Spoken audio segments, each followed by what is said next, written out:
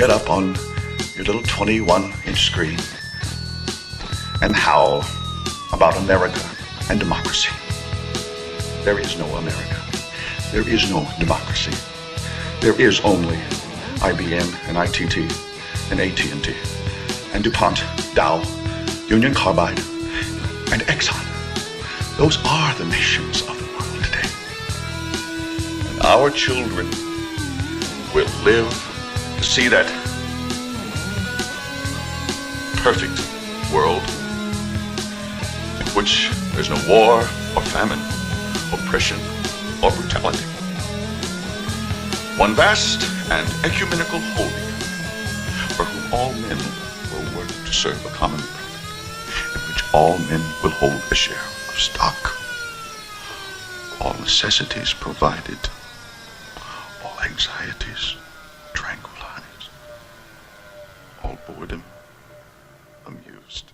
I must admit I'm a little more than concerned about activities in FEMA Region 3 as of late and all of the movements of Homeland Security and the increasing of militarized units, Homeland Security purchasing rounds and all of these things and rations and preparation for some sort of civil unrest or disaster.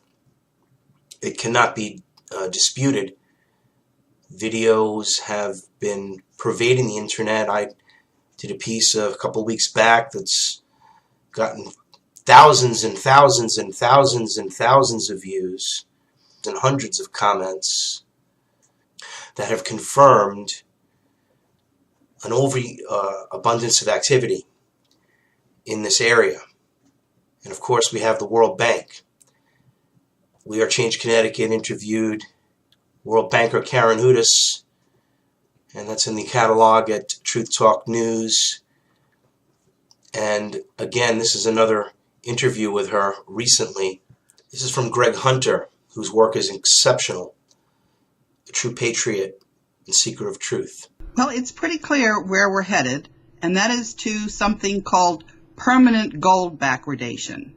That's a fancy word for people lose confidence in paper currency, because paper currency is exactly that. It's paper. And as long as people think that it's worth money, but currency is something which has to be legal tender. That's the first thing. You have to be allowed to use it as money. But the second thing is that it has to be worth something. It has to be valuable.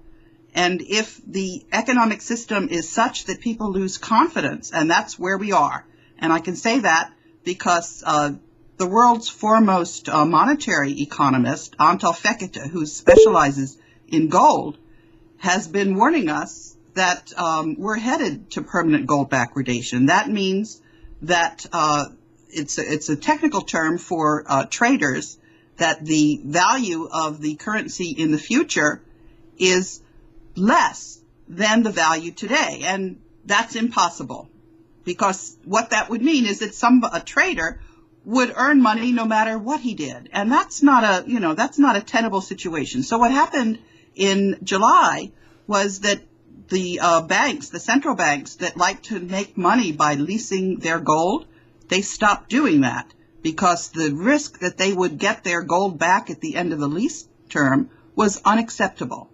So this is a situation that doesn't happen that often. It happened just before we went off the gold standard in 1970. It's a sign of weakness in the fiat currency. Fiat means you just issue it. By decree. When you say backwardation, it means that the today price is worth more than the future price. It should be the opposite, the other way around. That today price should be less than December gold or January gold or March 2014 gold. That's what you're saying. You're saying the gold on the barrelhead is worth more right now today than anything in the future. That's backwardation. Not only that, but when you try to purchase gold today, you usually have to pay a premium for immediate delivery. And you see people lining up in the Asian countries. And one of the reasons that they do this is because they have an experience of when, at a certain point, people who have gold will not sell it at any price because they expect that paper is paper and they have zero confidence in the currencies. When you get into permanent gold backwardation, this is not just a bad event. This is like the meltdown of all meltdowns. What it means is that you cannot finance international trade. Just think about what that would mean in terms of the jobless rates. It's going to make any depression that we ever had, the 30s, 2008, pale in comparison. And we just can't go there. You have to fix the problem before you get there. So that's something that we ought to be talking about. How do you fix the problem? Well, before we get to how to fix the problem, let's talk about the problem. And when you say that international trade, we won't be able to have anything in it, be able to conduct international trade, that means that we have to pay somebody in gold. We have to pay somebody in dollars backed by gold or something where they know that people know that they're going to get paid something real, not just some printed money. Is that what you're saying? Well, there has to be a convention on it. You have to have agreed that that's what you're going to be doing. And that's not the way international trade is normally conducted. Although now we have a situation with the BRICS countries. That's Brazil, Russia, India, China, and South Africa. They've agreed that their trade, which accounts for 25% of world trade, their trade is no longer going to be financed in dollars. It's going to be offset. That means barter. And at the end of the day, whether it's a month or every 3 months or whatever, they're going to see who's the party that owes the money, and they're going to settle that with gold. So that's been decided. That's a very big indictment of the strength of the dollar. It shows that people are losing confidence. So what would happen to the United States if the rest of the world shunned the dollar? What would happen to the United States if the banking system went under? If there is some sort of an event, war or some black swan event, what does it look like to the man on the street? Well, the very first thing is that our credit rating is going to be very severely impacted. Do you remember there was this problem with Standard & Poor's lowering the U.S. credit rating? Yes. And then Eric Holder went around and sued Standard & Poor's. And so recently, Standard & Poor's has said, we may have acted a little too quickly when we lowered the U.S. credit rating, because after all, the U.S. currency is the international currency. So let's upgrade the U.S. credit rating. Now, this was actually an underhanded move, because they understand that the dollar is going to lose its status as international currency. They know that, but they're just going to play this game that we're going to keep it going until it blows up. Is that a good? That's exactly right. And I have to but explain that to me. You explain that to me about why they're doing this, and they know they're saying one thing, but they know something else. Tell me what they're saying and what do they know? Well, I'll tell you what they know.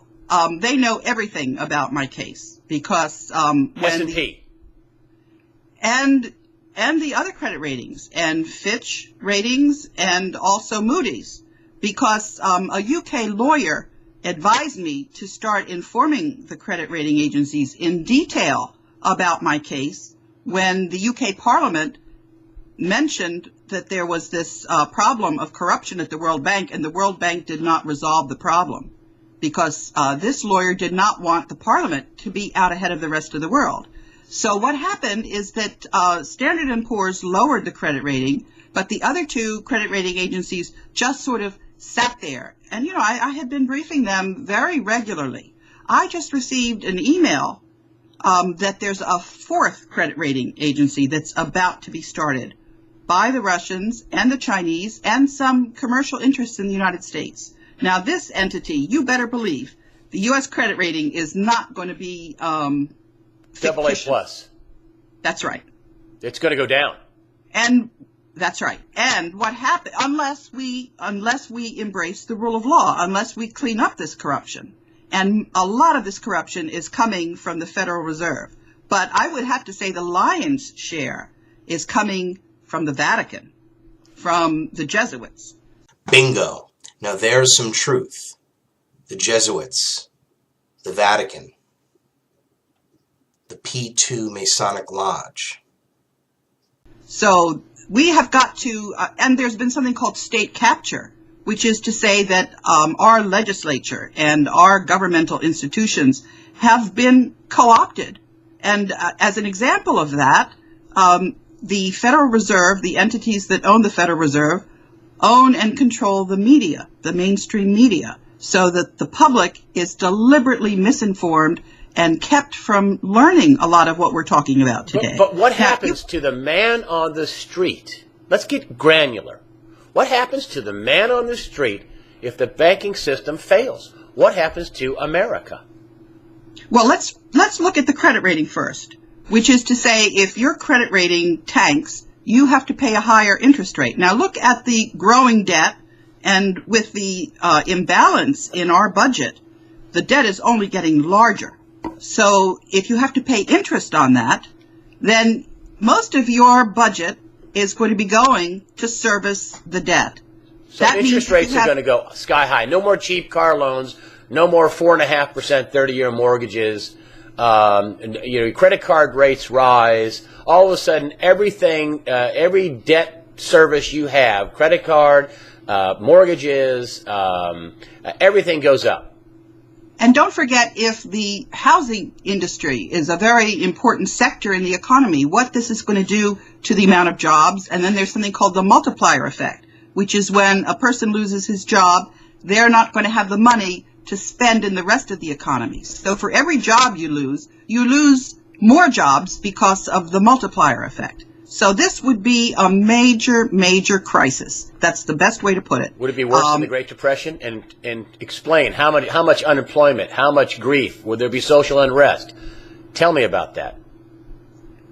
It would make everything that we have experienced up until now look like nothing happened. It would be of that dimension. Now, as you know, wait. I don't want to, but explain it. Paint a picture for me. What kind of things would be happening in the economy for John Q. Public? What would happen? I mean, would there be mass unemployment? Would there be social unrest? What would happen? Would checks stop going out to Social Security recipients and pensions? Would the banks implode? Would there be any banks left? I want to talk about that. What would happen? The banks would be bankrupt. And if the banks are bankrupt, when you go to your ATM and you try to get money out, you push the button and nothing comes out. Yes? That's what would happen. Just think about it. And then what about unemployment? And the banks that issued your credit card, well, Go ahead. It would make what happened in the Depression look like nothing happened. And we've seen countries where this is going on. We've seen them. So look at what's going on in Greece, for example. Would your paper dollars that you had out of the bank, would that be worth anything? You would have to give many, many of them to purchase the same things. In Argentina, for example, I was working in Argentina when they had a terrible collapse of their currency, and the prices would change on a daily basis. They would double.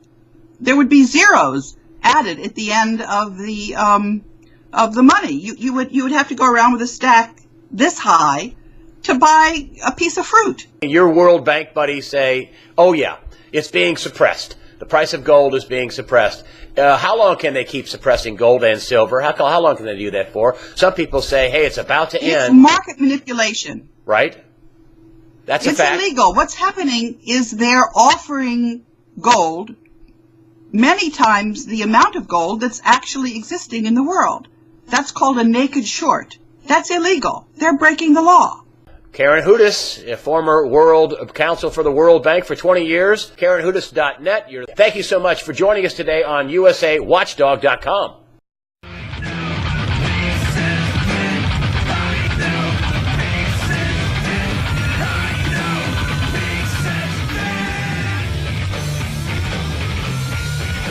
Be the change you wish to see in the world. Go to wearechangect.org. Thank you for watching Truth Talk News, where news the mainstream media ignores is the top story. For more truth, subscribe to Freedom First Films on YouTube and Truth Talk News on Livestream.com.